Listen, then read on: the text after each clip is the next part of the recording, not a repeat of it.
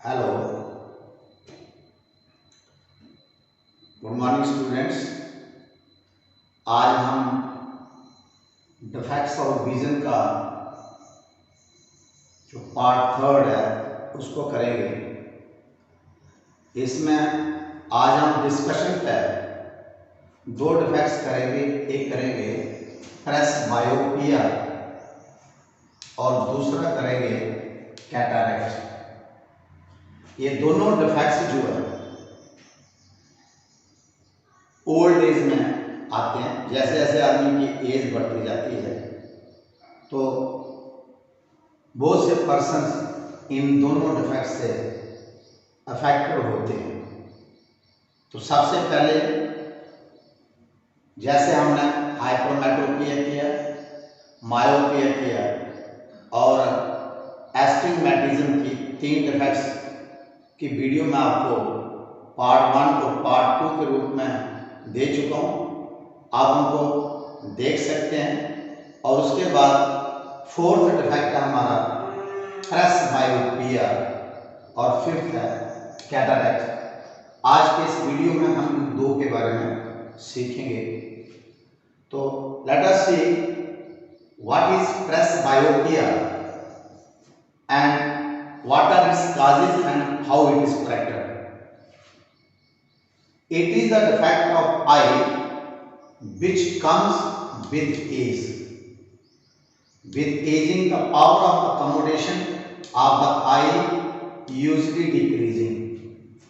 ये जो डिफेक्ट होता है, जैसे जैसे आदमी एज होता जाता है तो उसकी एज बढ़ने के साथ जो हमारा आई लेंस होता है उसकी जो पावर ऑफ अकोमोडेशन है, जो आई की पावर ऑफ अकोमोडेशन है, वो भी कम हो जाती है। जिससे क्या होता है, the eye is no more able to focus the nearby objects on the retina. तो उसको जो सेल्फ अकोमोडेशन प्रॉब्लम आती है due to the increase in age, तो ओल्ड एज के साथ साथ जो है कुछ व्यक्ति जो है उनको ना पास की चीजें क्लियर दिखती हैं और ना उनको दूर की चीजें क्लियर दिखती हैं। तो जो इन दोनों से प्रभावित होता है उस डिफेक्ट को हम कहते हैं presbyopia. As a result the near point of the eye increases for a 60-year-old person. This becomes as much as 200 centimetre. तो उसका आइज की जो विजन की रेंज होती है that is 25 centimetre to infinity. तो उसका नियरर पॉइंट भी खराब हो जाता है, चेंज हो जाता है और उसका जो फार पॉइंट होता है उसमें भी चेंजेस आ जाते हैं। जिसके कारण क्या होता है, in old age में the person is not able to see the very near objects clearly and as well as the farther objects clearly. Why? What is the cause? This defect arises due to the weakening of the ciliary muscles and the decreasing flexibility of the lens. हमारी जो आई है उसके जो ciliary muscles होते हैं जो lens को अपने पोजीशन पर कंट्रोल रखते हैं, वो सिलियरी मसल्स वीक हो जाते हैं और जो हमारा फ्लेक्सिबिलिटी होती है आई लेंस की वो भी कम हो जाती है। तो due to these two reasons, due to the weakening of the ciliary muscles and the decreasing flexibility of the eye lens, this defect arises in the persons. Sometimes an old person may suffer from both myopia and hypermetropia. तो यहाँ मैं पहले ही बोला कि कुछ person दोनों से, myopia से और हाइपरमेट्रोपिया से भी अफेक्टेड होते हैं। अब इसका करेक्शन क्या है? आपने देखा होगा कि बहुत से जो लोग होते हैं उनकी जो स्पेक्टेकल होती है, जो ऐनक लगाते हैं उसमें दो किस्म के लेंस बड़ा होता है, बीच में आधा पोर्शन अलग होता है और आधा पोर्शन अलग होता है। आमतौर पर किसी को मायोपिया होगा तो सीधा कनकेव लेंस का यूज करेगा, और अगर उसको हाइपरमेट्रोपिया तो कन्वेक्स लेंस का यूज करेगा। लेकिन जो पर्सन प्रेस बायोपिया से अफेक्टेड होता है उसको both type of lenses, half portion concave होता है और हाफ पोर्शन जो है कन्वेक्स लेंस का यूज करना पड़ता है इस डिफेक्ट को ठीक करने के लिए।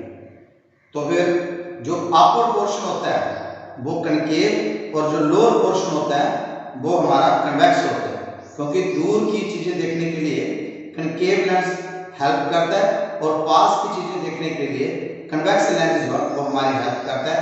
इसलिए इस प्रकार से एंड बनाई जाती है, स्पेक्टेकल बनाई जाती है कि एक ही फ्रेम के बीच में दो प्रकार के लेंसेज एडजस्ट किए जाते हैं, concave lens and convex lens.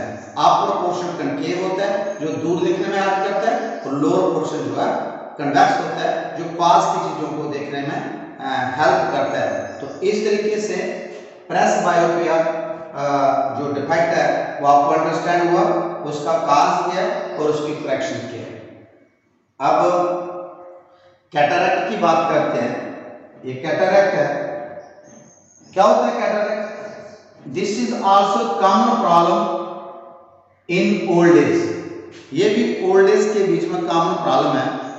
आपको पता है कि जो हमारा आई लेंस होता है it is made up of proteins that are arranged in a regular pattern. तो eye lens is made of proteins which are arranged in a regular pattern which make the lens transparent। और हमारा जो आई lens होता है transparent होता है। When a group of these protein molecules get lumped, जब proteins के इनका जो ग्रुप ऑफ मॉलिक्यूल्स होते हैं अगर ये एक जगह इकट्ठे हो जाते हैं और region in the form of a membrane and get lumped in the form of a membrane, एक किस्म की लेयर बना देते हैं membrane। This membrane grows and the whole lens becomes opaque।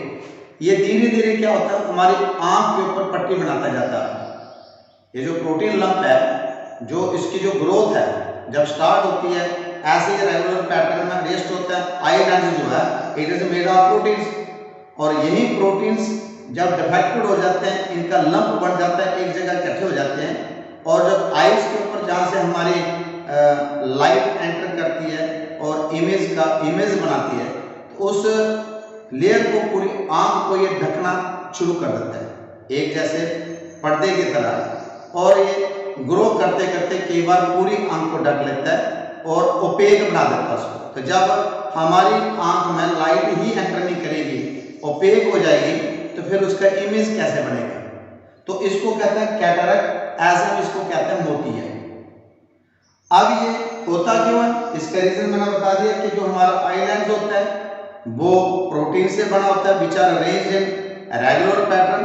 तो if this get in a lump then it covers the whole part of the eye, due to which the eye lens becomes opaque, which do not receive the light and does not show any type of refraction, due to which no image is found on the retina। हम कुछ भी देख नहीं पाते।